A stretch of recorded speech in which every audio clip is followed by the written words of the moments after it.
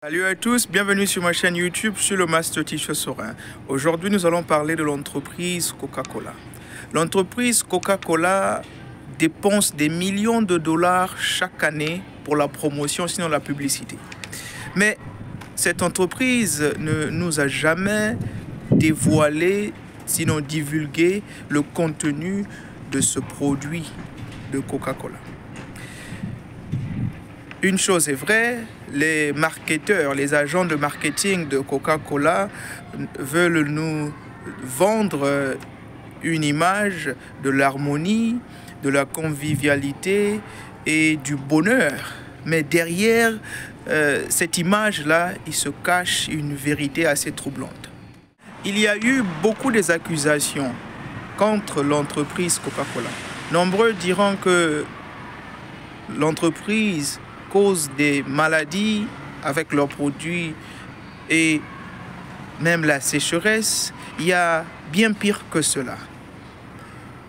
Sur cette vidéo, nous allons découvrir ensemble comment l'entreprise Coca-Cola est devenue l'une des marques les plus reconnues au monde. Vous savez, une chose est vraie, c'est qu'on ne peut pas construire cet empire que Coca-Cola a construit en vendant de l'eau sucrée et en disant la vérité aux consommateurs. Restez branchés, nous allons découvrir ensemble qu'est-ce qui se cache derrière l'histoire de Coca-Cola. Qu'est-ce que nous consommons en réalité. Alors, pour comprendre l'histoire de Coca-Cola, il faut comprendre l'histoire d'un homme appelé John Pemberton. John Pemberton est un Américain qui est né en 1831 et est mort en 1888. Alors, ce qui s'est passé, c'est que ce monsieur était un chimiste guerrier et durant ses combats, il s'était fauché et il a vraiment été blessé jusqu'au point où c'était tellement grave que même les docteurs pensaient qu'il n'allait plus survivre. Et donc, pour éviter la douleur, tellement qu'il s'était blessé, pour éviter la douleur, on lui injectait des substances qu'on appelle la morphine. C'est comme une drogue qui te permet de ne pas ressentir, de réduire la douleur. Et donc, John Pemberton a réussi à survivre. Mais le problème, c'est que les effets de la morphine qu'on lui a injectée à grande dose et autres, à outrance, ça lui a rendu addictive. Il avait maintenant des obsessions des drogues. Et heureusement pour lui, dans les années 1880, il y a eu un vin qu'on appelait le vin Mariani. Le vin Mariani. Le vin Mariani a été créé par un Français, Angelo Mariani. Alors, quand il a créé ce vin, dans ces années-là, c'était un vin qui était populaire. Le problème avec ce monsieur Mariani là aussi, il n'a pas laissé la recette, il n'a pas dévoilé le secret à ses descendants. Et donc après sa mort, il n'y a plus eu la suite avec ce vin là. Mais sauf que de cette époque là, le vin Mariani, toutefois que John Pemberton prenait ce vin, il se sentait très bien et ça lui permettait de combattre ses addictions aux drogues, à la morphine et autres. Et pour lui, il se disait que c'était vraiment comme un médicament pour lui. Alors, le problème, c'est que il s'est rendu compte que ce vin-là, qu'il n'y en avait plus sur le marché.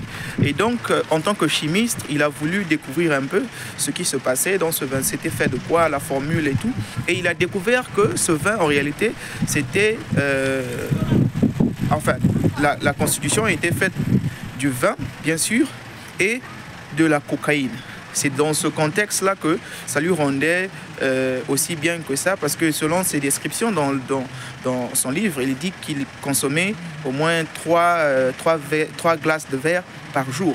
Et c'était sa dose unique. C'est dans ce sens-là qu'il se sentait bien. Mais s'il se sentait bien, en réalité, ce n'était pas parce que c'était un médicament en tant que tel ou bien c'était bien pour la santé. Non, c'est parce que c'était une drogue qui, en réalité, avait de la morphine, la cocaïne et du vin.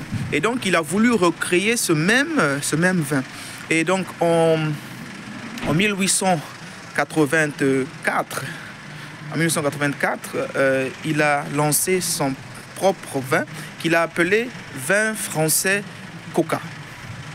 Et il a gardé les mêmes ingrédients, c'est-à-dire que c'était un vin avec de la cocaïne à l'intérieur. Et il a voulu vendre cela comme une médecine qui permettrait aux gens de combattre leur dépression, de se sentir bien. Voilà, donc c'était un peu dans ce contexte-là. Mais sauf que ça ne marchait pas assez bien.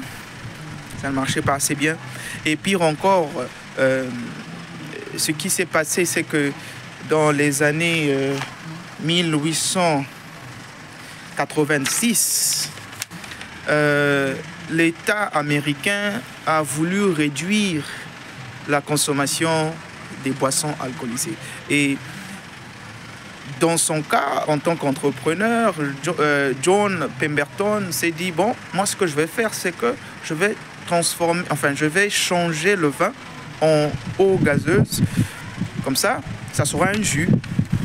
Et donc, ce qu'il a fait, c'est qu'il a changé, il a essayé des formules, il a changé le vin en eau gazeuse plus la cocaïne. Mais sauf que le goût n'était pas assez bon, c'était trop amer, c'était trop bizarre. Et donc, il fallait qu'il ajoute une quantité énorme de sucre pour essayer d'ajuster un peu. C'est dans ce contexte-là qu'il a ajouté beaucoup de sucre dans sa boisson. Et voilà. Le problème, c'est quoi? C'est qu'il a aussi changé le nom de la boisson. Il a maintenant appelé Coca-Cola. Et Coca-Cola, vous pouvez penser que c'est juste un nom qui vient du hasard. Non, le Coca-Cola, en réalité, c'est la combinaison de la cocaïne, un peu comme le chanvre, et de la caféine. Parce que dans le Coca-Cola, il y a les feuilles de cola et les noix. Les noix de cola. Et ces deux-là sont constitués de la caféine et de la cocaïne, qui est le chanvre. Bien, si on avance un peu plus, on va se rendre compte que la boisson en tant que telle, Coca-Cola, à cette époque-là, avec John Pemberton, ne marchait pas toujours aussi bien que ça. Malheureusement, pour John Pemberton, il est mort en 1888. Et il ne savait même pas que Coca-Cola allait prendre de l'ampleur comme aujourd'hui. Et avant de mourir, il a vendu son entreprise à un Américain qu'on appelle Asa Candler. Asa Candler. Et donc, on va continuer avec la question de savoir comment est-ce que Asa Candler a fait pour faire de sorte que Coca-Cola, un produit américain de base, enfin même français de base, parce que c'est Angelino Mariani qui avait au départ créé le vin Mariani, qui avec Pemberton a essayé de changer et a rendu cela un jus. Et donc Coca-Cola en réalité, bon, mais l'apanage vient aux Américains. Et donc une boisson américaine aujourd'hui qui se trouve dans le monde entier et qui est devenue reconnue comme boisson, comme marque la plus vendue, la plus reconnue, la plus célèbre dans le monde entier. Et donc nous allons en parler. Donc comment est-ce que Asa Candler a fait de sorte que la marque Coca-Cola puisse s'étendre dans le monde entier? À première vue, c'est sa technique, sinon son équipe, le marketing de son équipe qui était vraiment magnifique. Il a pris les décisions qu'il fallait à la place qu'il faut et au temps qu'il faut. Alors, ce qui s'est passé en premier, c'est que déjà l'idée de la promotion, leur slogan, c'était de faire passer un message que en prenant Coca-Cola, vous serez en bonne santé, vous serez heureux. C'est un peu l'idée de l'harmonie et puis le patriotisme, la convivialité. Voilà, donc ce qu'il a utilisé réellement pour faire passer ce message, ce sont plus les influenceurs. Il a fait en sorte que tout ce qui avait un nom aux États-Unis, un peu par-ci par-là, il a investi beaucoup d'argent dans la promotion et la publicité, de sorte que tous les influenceurs puissent se balader avec une bouteille de Coca-Cola. Même Santa Claus, le gars de Noël, vous allez voir beaucoup des advertisements, des publicités de Coca-Cola, où vous vous rendez compte qu'il y a beaucoup de gens qui se baladent avec des bouteilles de Coca-Cola. Et donc, c'est cela. Et au début, c'était ça qui a fait de sorte que Coca-Cola puisse avancer. Mais il y a une vérité qui se cache derrière, qui est un peu très truquée, enfin très cruciale. Alors, Coca-Cola a pris de l'ampleur avec Asa Candler, et pire encore, ce qu'il faisait, c'est qu'il donnait à tout le monde de la boisson gratuite, de sorte que, parce qu'il savait que dans le Coca-Cola, il y a de la cocaïne, il y a la caféine, il y a la morphine, enfin il y a toutes ces substances-là qui sont comme des addictifs, des addictions, qui sont comme des obsessions, hein, des substances-là qui donnent les gens des addictions-là.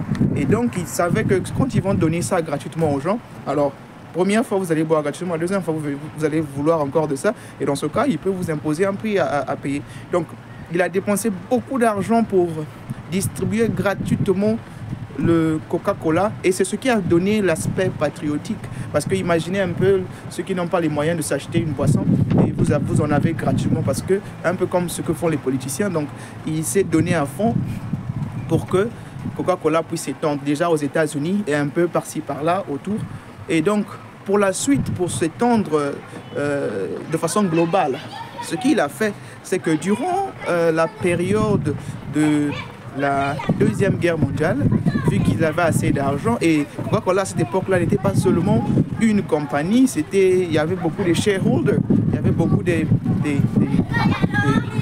partenaires qui avaient assez d'argent, et donc il s'est arrangé à sponsoriser le gouvernement américain pour faire comprendre au monde entier que la boisson Coca-Cola est une boisson qui en réalité devait booster le moral des soldats américains. Non seulement ça, c'est une boisson... Hello, yeah. C'est une boisson qui devait booster le moral des Américains, les donner la victoire. C'est une boisson patriotique, c'est une boisson de ceci, de cela. Et non seulement qu'ils ont donné de l'argent, sponsorisé le gouvernement américain, acheté le gouvernement américain, ils ont aussi donné une grande quantité de boissons gratuitement à tous les soldats qui allaient se battre dans le monde entier. Donc tous les soldats américains qui se pavanaient dans le monde entier durant la Deuxième Guerre mondiale partaient avec une quantité assez grande du Coca-Cola. Et donc partout où ils allaient, dans leur tête, ils se disaient que cette boisson, vu que ça leur donne de l'énergie, n'est-ce pas? Ça leur donne le moral. Et donc, cette boisson, partout où ils allaient, ils en buvaient et partageaient aux locaux des pays où ils se sont retrouvés. Et ce qui a fait qu'à la fin de la guerre mondiale, Deuxième Guerre mondiale, la boisson Coca-Cola est devenue la boisson la plus connue au monde. En termes de valeur, c'est vrai qu'ils ont beaucoup perdu, mais en termes de valeur, en termes de notoriété, Coca-Cola est devenu le top notch du monde. Et à ce niveau, ils ont pris le dessus, et c'est comme ça que c'est vraiment le marketing et le fait que Asa Candler et ses partenaires ont acheté le gouvernement américain pour vendre cette idée-là que Coca-Cola est une boisson qui réunit les peuples, qui donne la victoire, qui donne le bonheur, qui fait ceci, qui fait cela. Et donc, pour chuter, je dirais ceci, pendant qu'il y avait la Deuxième Guerre mondiale, pendant que les gens ont perdu des vies, pendant que tout était en train d'être dévasté, Coca-Cola, l'entreprise Coca-Cola était en train de bâtir son empire. C'est à ce niveau-là que, après la Deuxième Guerre mondiale, Coca-Cola est devenue la marque la plus reconnue, la plus influençante dans ce monde. Bien de choses à vous, je vais m'arrêter là et continuons d'apprendre sur ceux qui ont réussi, comment ils ont réussi. Et c'est comme ça que le futur ne sera plus meilleur. Bien de choses à vous, à la prochaine.